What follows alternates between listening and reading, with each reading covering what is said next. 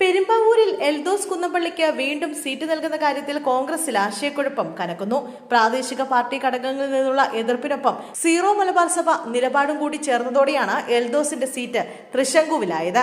Zero Malabar സഭ നിർദ്ദേശിച്ച മനോജ് മൂത്തേടന് സാധ്യത ഏറിയതോടെ പ്രാദേശിക പാർട്ടി ഘടകങ്ങളുടെ പിന്തുണ ഉറപ്പിക്കാനുള്ള തീവ്ര ശ്രമം എൽദോസ് കുന്നപ്പള്ളിയും തുടങ്ങി. തൃപ്പൂണിത്തറ ഒഴികെ മറ്റെല്ലായിടത്തും സിറ്റിംഗ് MLA-മാർ വീണ്ടും മത്സരിക്കുമെന്ന് കരുതിയെടുത്തു നിന്നാണ് കോൺഗ്രസിൽ പെരുമ്പാവൂർ പ്രതിസന്ധി ഉടലെടുത്തത്. എൽദോസ് കുന്നപ്പള്ളി വീണ്ടും മത്സരിക്കുന്നതിൽ പ്രാദേശിക ഘടകങ്ങൾക്കുള്ള എതിർപ്പ് കോൺഗ്രസ് നേതൃത്വത്തിന് മുന്നിലുണ്ടായിരുന്നു. MLA-ക്കെതിരെയുള്ള പീഡനക്കേസ് അടക്കം ചൂണ്ടിക്കാട്ടി ചില പരാതികളും പാർട്ടിക്ക് മുന്നിലെത്തിയിരുന്നു. ഇതിനൊപ്പം സീറോ മലബാർ സഭയുടെ എതിർപ്പ് കൂടി വന്നതോടെയാണ് കുന്നപ്പള്ളിക്ക് വീണ്ടും സീറ്റ് നൽകുന്ന കാര്യത്തിൽ കോൺഗ്രസ് നേതൃത്വത്തിൽ ആശയക്കുഴപ്പം ഉടലെടുത്തത്.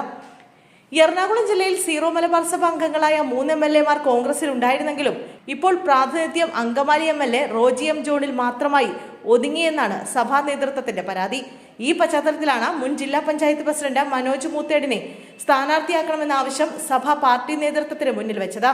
എന്നാൽ തന്റെ വിശ്വസ്തനായ സ്ഥലം MP ബെന്നി ബെഹനാന്റെ എതിർപ്പും എൽദോസിന് വിനയായി. എൽദോസിനെ മാറ്റി A ഗ്രൂപ്പുകാരനായ മനോജ് മുത്തേടിന് സീറ്റ് കൊടുക്കാനുള്ള നീക്കത്തിൽ രമേശ് ചെന്നിത്തല കടുത്ത അതൃപ്തിയിലാണ്. എൽദോസിനെ മാറ്റുകയാണെങ്കിൽ I ഗ്രൂപ്പുകാരനായ മുൻ ജില്ലാ പഞ്ചായത്ത് പ്രസിഡന്റ് ഉല്ലാസ് തോമസിന് സീറ്റ് നൽകണമെന്നാണ് ചെന്നിത്തലയുടെ ആവശ്യം. ഉല്ലാസും യാക്കോബായ സഭ വിശ്വാസിയാണ്. DCC പ്രസിഡന്റ് മുഹമ്മദ് ഷിയാസിന്റെയും അന്തരിച്ച കോൺഗ്രസ് നേതാവ് TH മുസ്തഫയുടെയും മകൻ സക്കീർ ഹുസൈന്റെയും പേരുകളും അപ്രതീക്ഷിതമായി പെരുമ്പാവൂരിലെ സ്ഥാനാർത്ഥി ചർച്ചകളിൽ ഇടം പിടിച്ചിട്ടുണ്ട്. 11 മണ്ഡലം പ്രസിഡന്റുമാരുടെയും പിന്തുണക്കത്ത് വാങ്ങി സീറ്റ് സുരക്ഷിതമാക്കാൻ എൽദോസ് ശ്രമിച്ചെങ്കിലും 5 പേർ മാത്രമാണ് എൽദോസിന് അനുകൂല നിലപാടെടുത്തതെന്നാണ് സൂചന. ആശയക്കുഴപ്പമുണ്ടെങ്കിലും അവസാനം സീറ്റ് കിട്ടുമെന്ന ആത്മവിശ്വാസത്തിലാണ് എൽദോസ് വിശ്വസ്തരോടെല്ലാം പങ്കുവയ്ക്കുന്നത്. സീറ്റ് നിഷേധിക്കപ്പെട്ടാൽ എൽദോസ് കോൺഗ്രസിനെ പ്രതിസന്ധിയിലാക്കുന്ന നീക്കങ്ങളിലേക്ക് നീങ്ങുമോ എന്ന ഉദ്യോഗവും ബാക്കിയാണ്.